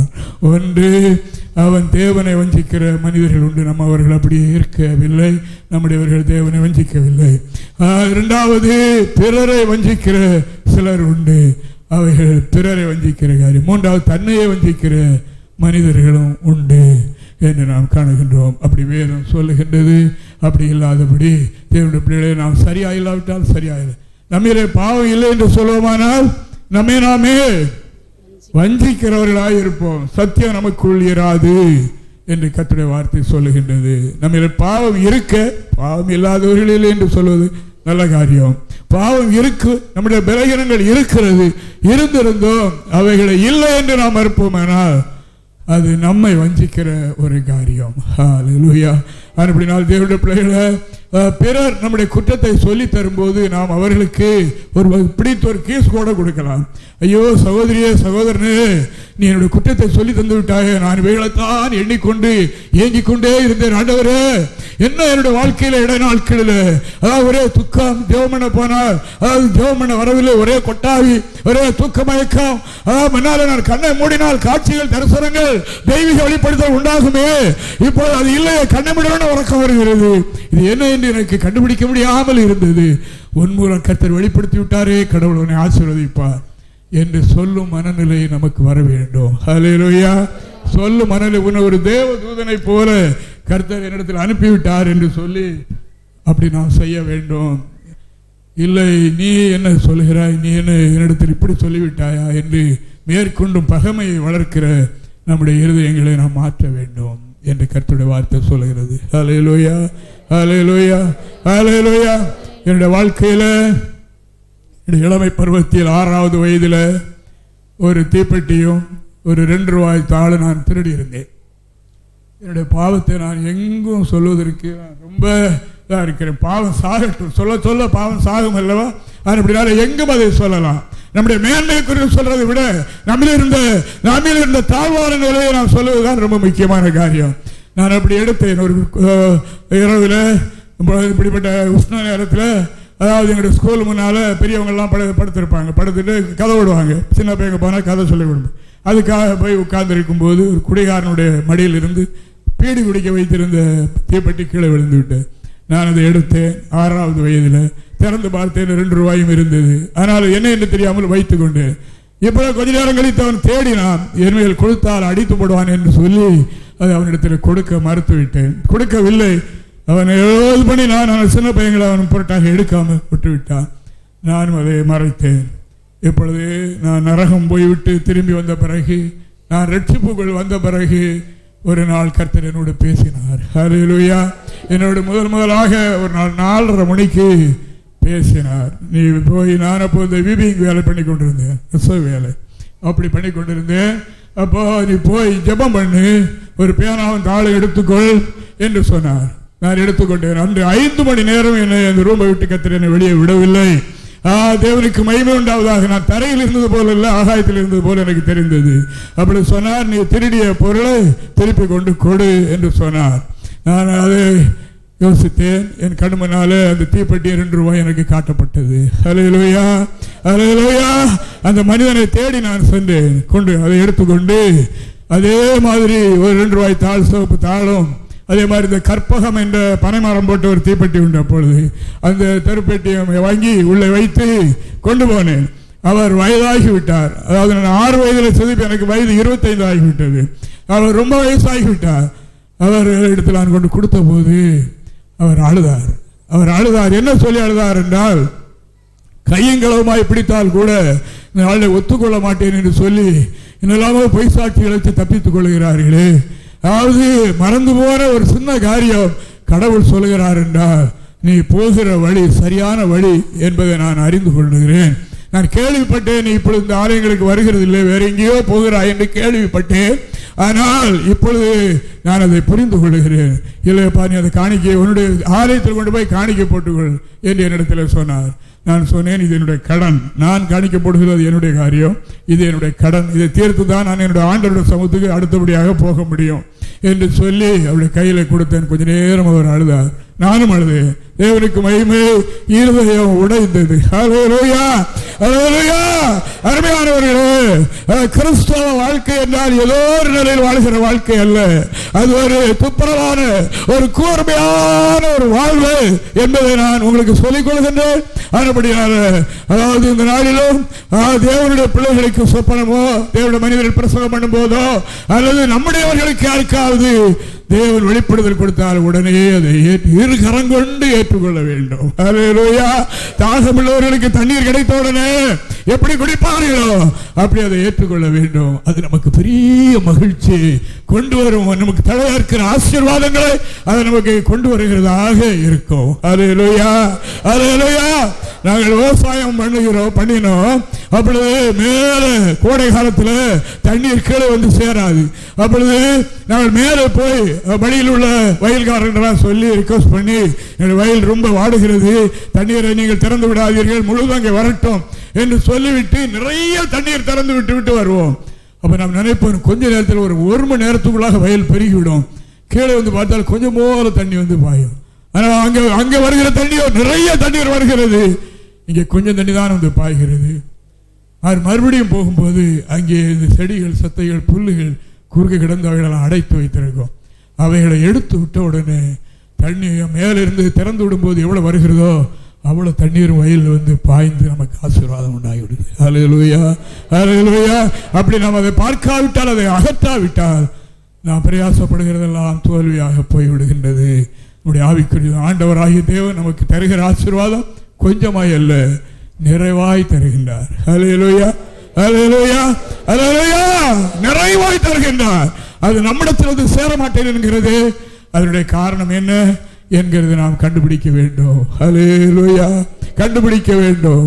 அதற்குரிய ஆலோசனை கிடைக்கும் போது, அதாவது அங்கே அடைச்சிருக்கிற புள்ளிகளெல்லாம் அடைத்து வைத்திருக்கிறது எடுத்து விடுங்க, உங்களுக்கு தண்ணீர் கூடுதலாய் வரும்.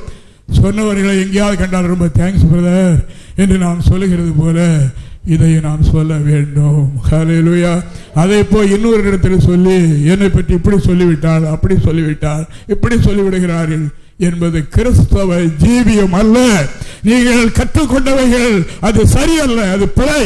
அப்படினால உங்களுக்கு சொல்லி தருகிறோம். ஆசீர்வாதத்தை பெறும் வழி இதுவாக இருக்கிறது. ஹல்லேலூயா. ஆண்டவர் சம்பூர்ணமாய் நமக்கு அள்ளி தருகிறவர். அப்படிதான் ஒரு பையன் போய் ஒரு இடத்துல கேட்டிருக்கிறான், ஐயா எனக்கு இதில் கொஞ்சம் கொடுங்கள் என்று. தம்பி அள்ளிக்கொள்ள, உனக்கு எவ்வளவு வேணுமோ அவனோட 2 கையிலையும் அள்ளிக்கொள்ளு. அவன் சொல்லியிருக்கிறான், ஐயா நான் அள்ளினால் என் கை ரொம்ப சின்ன கை, கொஞ்சம் தான் அள்ளுவேன். உங்க கை ரொம்ப பெரிய கை, நீங்கள் பெரிய ஆள் அல்லவா, உங்க கை ரொம்ப பெரிய கையா இருக்குது, நீங்கள் அள்ளி என்னுடைய மடியில போடுங்கள் என்று அவன் சொன்னானாம். ஹல்லேலூயா. நம்முடைய ஆண்டவர் கை ரொம்ப பெரிய கை, ரொம்ப பெரிய கை. அதுபடியாலே நாம் ஒன்றை எடுத்துக்கொள்கிறது அல்ல. சிலர் சொல்லுகிறார்கள், ஆண்டவரே ஆசீர்வாதத்தை இயேசு நாமத்தினால எடுத்துக்கொள்கிறேன். நீங்கள் எடுத்தால் கொஞ்சம் போதுதான் கிடைக்கும். ஆண்டவரே கொடும், இயேசு நாமத்தில் ஜெபிக்கிறோம், பிதாவே பிதாவே கொடும் என்றுதான் நாம் ஜெபத்தை முடிக்கிறோம். அவர் தர வேண்டும். அவர் தருகிறதற்கு நம்மில் இருக்கிற தடைகளை கண்டுபிடிக்க வேண்டும். பழைய மாம்ச போர் நமக்குள்ள உண்டாகிற போர் இருக்கிறது அல்லவா, அந்த போரில் நாம் ஜெயிக்க வேண்டும்.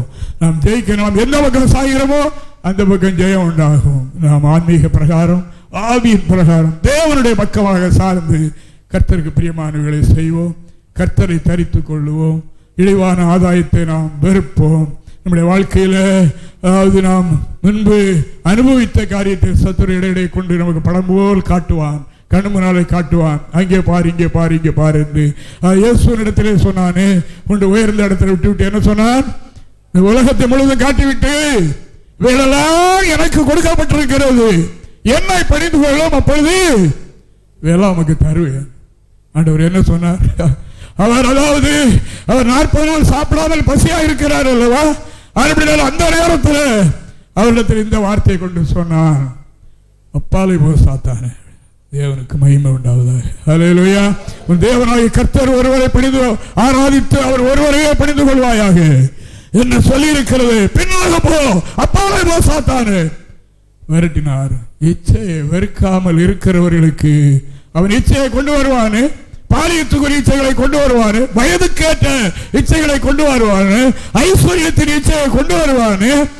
அவைகள் அகப்பட்டு எத்தனை பேர் விசுவாசத்தை விட்டு வழங்கி போனார்கள், எத்தனை பேர் வழங்கி போனார்கள் ஐஸ்வர்யவான்களாக வேண்டும் என்று விரும்பி. நமக்கு தெரியும், தேவனுடைய பிள்ளைகள், தேவனுடைய பிள்ளைகள் பின்னால்தான் அதை காட்டுவான். இப்பொழுது அநேகர் இருக்கிறார்கள்.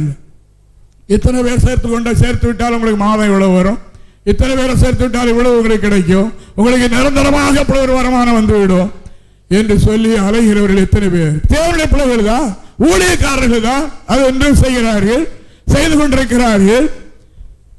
உலக வேலையை விட முடியவில்லை. தேவன் நம்மை போஷிப்பார், நம்மை நடத்துவார் என்ற தைரியம் இல்லாதவர்களாக இருக்கிறார்கள். அருமையானவர்களே, தேவன் நம்மை அழைத்திருக்கின்றார். ஹல்லேலூயா. நாங்கள் இந்த 46 ஆண்டு காலமாக இந்த திருப்பணி அப்படித்தான் செய்கின்றோம். ஹல்லேலூயா. என்ன சொல்கிறோமோ அதுதான் உண்மை. அந்த கேசட் வரணும் என்று நாங்கள் பெங்களூர் வரைக்கும் வந்தது, அந்த கேசட் இன்னும் வரவில்லை. இப்பொழுது பழையபடி அங்கிருந்து ஒரிஜினல் லண்டனுக்கு அனுப்பி இங்கே தருகிறார்கள். அவ்வளவு தடை இருக்கிறது. நீங்கள் அவைகளை கேட்பீர்கள் என்றால் இந்த ஊழிய வரலாறுகளை எப்படி என்பது உங்களுக்கு தெரிய வரும். ஹல்லேலூயா, ஹல்லேலூயா. அப்படினாலே இந்த விசுவாச யாத்திரையில் ஒன்றையும் இச்சிக்கவில்லை. பாருங்கள், நமக்கு கேரித் என்ற ஒரு இடம் இருக்கிறது. அதில் 35 ஏக்கர் இருந்தது. அந்த இடம் நமக்கு தெரியாது. ஒரு நாள் ராத்திரி, ஒரு நாள் இரவில் நாங்கள் ஜெபம் பண்ணும்போது கர்த்தர் சொன்னார் 12:30 மணி அளவில், இப்பொழுது நீங்கள் இப்பொழுது இந்த இடத்துல, அதாவது வள்ளியூருக்கு வடக்கே நாங்குநேரிக்கு வள்ளியூருக்கு மத்தியில் இப்படி ஒரு மலை இருக்கிறது, அதனுடைய அடிவாரத்தில் ஒரு இந்து கோயில் இருக்கிறது, அதில் ஒரு பெரிய நிலப்பரப்பு இருக்கிறது, அதை நான் சொந்தமாக்கி தருவேன், நீங்கள் போய் ஜெபம் பண்ணி விட்டு வாங்கள் என்று எங்களை அனுப்பினார். எங்களுக்கு பஸ்ஸு காசு கிடையாது, பஸ்ஸும் கிடையாது. அது ஒரு பயங்கரமான காடு. அந்த காட்டுக்குள்ளே நாங்கள் சென்றோம். இரவில் 8 கிலோமீட்டர் வள்ளியூரில் இருந்து கால்நடையாக நடந்து அங்கே போய் அவைகளை சுற்றி பார்த்தோம். அப்பொழுதுதான் அதை வாங்கி சின்ன சின்ன மரங்கள்லாம் வைத்திருக்கிறார்கள். ஒரு பையன் அங்கே தங்கியிருந்தான், ஒரு ஓலைக்கோரை போட்டு. அவனிடத்தில் போய் அவனை எழுப்பினான். அவன் திடுக்கிட்டு எழுப்பினான். காடு யார் என்று கேட்டான். சொன்னோம், பயப்படாது, கர்த்தருடைய பூமி என்று சொல்லிவிட்டு எங்களுடைய அட்ரஸை கேட்டான். கொடுத்து விட்டு வந்து விட்டோம். திருப்பி ஓனர் எங்களை கூப்பிட்டு எங்களை அந்த அட்ரஸ் படி எங்களை அழைத்தார், கேட்டார். சொன்னோம், அப்படி நீங்கள் அதில் ஒரு மீட்டிங் நடத்தி தர முடியுமா என்று கேட்டார். ஒருவரும் கிடையாது, அதனாலும் கேட்டார். நாங்கள் கர்த்தர் சொன்னால் செய்கிறோம், திரும்பி உங்களோட தொடர்பு எடுக்கிறோம் என்று சொல்லிவிட்டு வந்தோம். ஒரு மாதத்திற்கு பிறகு கர்த்தர் சொன்னார், அதில் வெள்ளிக்கிழமை தோறும் ஒரு மீட்டிங் நடத்துங்கள், அந்த இடத்தை சொந்தமாக்கி தருவேன் என்று சொன்னார். நம்மிடத்திலேயோ அப்பொழுது அந்த இடத்துக்கு போது நாங்குநேரிக்கு அப்படி 25 பைசா தான் டிக்கெட், நமக்கு 10 காசும் கிடையாது. அப்படிப்பட்ட நிலையில் நாங்கள் ஊழியம் செய்து கொண்டிருந்த காலம், உடுத்த துணியோடு நாங்கள் செய்த ஊழியங்கள் அந்த காலம். அப்படி இருக்கும்போது நாங்கள் நடந்து கால்நடையாக, கர்த்தர் சொன்னார், நான் சொல்லுகிற வரைக்கும் நீங்கள் கால்நடையாகவே நடந்துதான் போக வேண்டும், அப்புறம் நான் உங்களுக்கு எல்லாம் ஏற்பாடும் பண்ணி தருவேன் என்று சொன்னார். ஒரு வெள்ளிக்கிழமை நாங்கள் நடந்து ஒரு குறுக்கு வழியாக போகும்போது ஒரு காற்று, பயங்கர காற்று காலம், ஒரு 2 ரூபாய் தாள் காற்றுல பறந்து வந்தது. அப்போ அதை கால் கொண்டு சாப்பிட்டு எடுத்துக்கொண்டோம். அடுத்தபடியாக ஒரு 5 ரூபாய் நோட்டு வந்தது. இப்படி கிட்டத்தட்ட ஒரு 27 ரூபாய் தொடர்ச்சியாக வந்தது. இப்படி நமக்குள்ளே ஒரு பரீட்சை உண்டாகிறது. அருமையானவர்களே, இது நம்முடைய காசு அல்ல, இது எங்கேயோ ஒரு ஏழை மனிதனுடைய வெள்ளிக்கிழமை சந்தைக்கு தான் அந்த கிராமத்தில் உள்ளவர்கள் எல்லாம் ஒரு வாரத்துக்குரிய ஜாமான் வாங்க போவார்கள். ஏதோ ஒரு மனிதன் தன்னுடைய பிழைப்புக்கு வைத்திருந்த காசு இப்படி வருகிறது என்று அதிலே நின்றோம். ஒரு வயதான ஆள் ஓடி அழுது தலைவலியே அடித்து கொண்டு ஓடி வந்தார். வந்து, ஐயோ, என்னுடைய பிழைப்பெல்லாம் ஒரு வாரத்துக்குரிய பிழைப்பு போய்விட்டது, என்னுடைய காசெல்லாம் போய்விட்டது என்றார். இந்த பாட்டி என்ன என்று கேட்டோம். என்ன, எப்படி போனது? இந்த ரொம்ப புழுக்கமாக இருந்தபடினால சட்டையை கலத்தி இந்த சட்டையினுடைய கை சுருட்டுக்குள்ளே இந்த காசை வைத்திருந்தேன். இந்த சூடாக இருக்குதுன்னு மாற்றி மாற்றி சட்டையை நான் போட்டுக்கொண்டே போனேன், எல்லாம் உலைந்து காசு காற்றுல போய்விட்டது. எவ்வளோ ரூபாய்? அப்போ சொன்னார், எல்லாம் வரிசையாக சொல்லிவிட்டார். இத்தனை ரூபாய் நோட்டு 27 ரூபாய். அது கையில் கொடுத்தோம், 2 கையெடுத்து கும்பிட்டு கொண்டு போனார். ஹல்லேலூயா, ஹல்லேலூயா. நாம் நடந்தோம். கர்த்தர் சொன்னார், நீங்கள் நடங்கள், அப்புறம் நான் உங்களுக்கு எல்லா ஏற்பாடும் செய்வேன் என்று. பஸ்ஸில் போக வைத்தார், ட்ரெயினில் போக வைத்தார், பிளைனில் போக வைத்தார். நமக்கு அருமையானவர்களை கொண்டு கார் வாங்கி கொடுத்தார். ஆமாம், தேவனுக்கு மகிமை. நீங்கள் நடக்கவே கூடாது. இப்போ அந்த கேரியத்துக்கு பல தடவை காரில் தான் போயிடுது. இதெல்லாம் நடந்த பாதைகளெல்லாம் எங்களுக்கு அப்படி ஞாபகத்துக்கு வருகிறது. இழிவான ஆதாயத்தை நாம் இச்சிக்க கூடாது. ஹல்லேலூயா. நாம் சொந்தமாக காரியங்களை இச்சிப்போம், தேவன் நமக்கு பெரிய ஆசீர்வாதத்தை வைத்திருப்பார். இந்த அற்ப ஆசையில விழுந்தோம் என்றால் அந்த பேரான ஆசீர்வாதத்தை இழந்து போய் விடுவோம். அது பேக்ரவுண்டில் இருக்கும். கர்த்தர் வைத்திருப்பார், வைத்திருப்பார். நீ அழாதே, நீ கவலைப்படாதே, வைத்திருக்கிறேன், கொஞ்சம் பொறுத்துக்கொள் சொல்லும்போது நாம் அவர்களை பொறுத்து கொள்ள வேண்டும். அதற்கு முன்னால் குறுக்கு வழியை கையாடி பெற்றுக்கொள்ள நாம் பிரயாசப்படக்கூடாது என்று கர்த்தருடைய வார்த்தை சொல்லுகிறது. ஹல்லேலூயா, ஹல்லேலூயா. அருமையான தேவனுடைய பிள்ளைகளே, இதை நான் எதற்கு சொல்லுகிறேன் என்றால், கடந்து போன பரிசுத்தவான் முந்தா நாள் விடியற்கால நான் அவர்களை கண்டேன். அவர் ஒரு 3 இங்கிலாந்து லெட்டர் அது எழுதி ஒரு கையில் கொடுக்கிறார். அதில் உள்ளெல்லாம் செய்தி எழுதியிருக்கிறது. எப்போ என்ன எழுதுனது எனக்கு தெரியாது, ஒட்டி இருந்தது. அதை கொடுக்கிறார். ஒரு சின்ன பிள்ளை மாதிரி இருக்குது. அது சன்னல் வழியாக அப்படி தூக்கி வெளியே போட்டு விடுகிறது.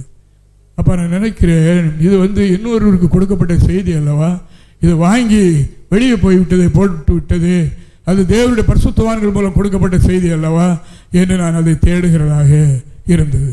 அப்படியும் ஆலயத்துக்கு வருகிற ஒரு சிலர் இருக்கலாம். தேவனுக்கு மகிமை. அப்படினால செய்தி கொடுக்கப்பட்டாலும் அதை உதறி தள்ளுகிறவர்களும் அதை வெறுக்கிறவர்களும் வழியிலே போட்டுவிட்டு போகிறவர்களுமாக இருக்கலாம். அப்படினால் இன்று இந்த செய்தி உங்களுக்கு தரப்படுகின்றது. தேவனுக்கு மகிமை. ஹல்லேலூயா. உங்களுக்குள்ளே இந்த மாம்சத்துக்குரிய போர், மாம்சத்துக்குரிய இச்சை, மாம்சத்துக்குரிய விருப்பம், இவைகள் நீங்கள் போ என்று களையாத வரைக்கும் உங்களுக்குள்ளே திருவசனம் பலன் செய்யாது, உங்களுக்குள்ளே கர்த்தருடைய வார்த்தை நிலைக்காது என்று கர்த்தருடைய வார்த்தை சொல்லுகிறது. அருமையான தேவனுடைய ஜனங்கள், நம்முடைய பிள்ளைகள் அருமையான பிள்ளைகளாக இருக்கிறார்கள் என்பதை நான் அறிவேன். தேவனே மகிமை. சந்தர்ப்பங்கள் வரும்போது அவைகளை நாம் காணுகின்றோம். அதாவது இன்பமான நேரத்தில், மகிழ்ச்சிகரமான நேரத்தில் மக்கள் கூடுவார்கள். நம்முடையவர்கள் அப்படி அல்ல. ஒரு மரணம், ஒரு நெருக்கம் ஏற்பட்டால், எவ்வளவு பெரிய அல்லது சபைக்கு ஒரு நெருக்கடி என்ற நிலை காணப்பட்டால், தங்களுக்கு எவ்வளவு பெரிய அலுவலர்கள் இருந்தாலும் அதை உதறி தள்ளிவிட்டு அதில் ஈடுபடுகிறதை நாம் பார்க்கிறோம். ஹல்லேலூயா. உங்களிலே உத்தமர்கள் இன்னார் என்று அறியும்படி மார்க்க பேதங்கள் உங்களுக்குள் அவசியம் என்றது போல நம்முடைய பிள்ளைகளை நாம் செக்கப் பண்ணி பார்த்திருக்கிறோம். ஹல்லேலூயா. அதான் திருச்சியில் ஒரு காரியம் என்று அறிவிப்பு கொடுத்ததோ, நாங்கள் அந்த காரியத்தை முடித்துவிட்டு மண்டபத்தில் வந்து பார்க்கிறோம். மண்டபம் நிறைய ஆண்களும் பெண்களும் இருக்கிறார்கள், கை குழந்தையுடையவர்களும். என்ன என்று கேட்டபோது, எங்கள் ஐயாமார் ஒன்றை சொன்னால் நாங்கள் வீட்டில் இருப்போமா என்று மதுரை ஜில்லா பல இடங்களில் உள்ள பிள்ளைகள் அங்கே வந்து குவிந்து விட்டார்கள். அருமையானவர்களே, உங்களுக்கு சொல்லப்படுகிற காரியம் என்ன என்றால், உங்களுக்குள்ளே உண்டாகிற போரை அகற்றிவிட்டு ஒன் சைடாக சாய்ந்து விடுவோம். 2 கை இருகை அடித்தால் தான் ஓசை கேட்கும், ஒரு கை அடித்தால் ஓசை கேட்காது. அதே வண்ணமாக போர் வேண்டாம், நாம் ஆவியின் பக்கமாக சாய்ந்து விடுவோம். ஹல்லேலூயா. ஆவிக்கேற்றபடி ஆவியானவர் விரும்புகிறபடி நடந்து கொள்வோம். அதற்கு மாறாக சத்துரு கொண்டு வருகிற இச்சைகளை வெறுத்து விடுவோம். நாம் உலகத்தை வெறுத்தோம், ஞானஸ்நானம் பெற்றோம், பரிசுத்தாய் பெற்றுவிட்டோம். ஆனால் உலகத்தில் உள்ளவைகளை நாம் வெறுத்து விட வேண்டும் என்று கர்த்தர் விரும்புகிறார். ஹல்லேலூயா. ஹல்லேலூயா. உலகமும் உலகத்தில் உள்ளவைகளும் பிதாவினால் உண்டானவைகள் அல்ல, அவைகள் பிசாசினால் உண்டானவைகள், அது உலகத்தினால் உண்டானவைகள் என்று சொல்லி இருக்கிறபடியினால் நாம் விட்டோம், எல்லாவற்றையும் விட்டு விடுவோம். நம்முடைய பயணம் இலகுவாக வேகமாக போவதற்கு ஏதுவாக இருக்கும். இவைகளை சுமந்து கொண்டு போனால் நம்முடைய பயணம் அதாவது வேகமாக இருக்காது, அது அலசடிப்பட்டதாக அந்த பயணம் இருக்கும். அப்படி இல்லாதபடி ஒரு விடுதலையின் பயணமாக, நம்முடைய ஓட்டம் விடுதலையின் ஓட்டமாக ஓடிக்கொண்டே இருப்போம். கர்த்தரை ஆசீர்வதிப்பாராக. தேவனுடைய எல்லா கிருபைகளுக்காக நன்றி சொல்கிறேன்.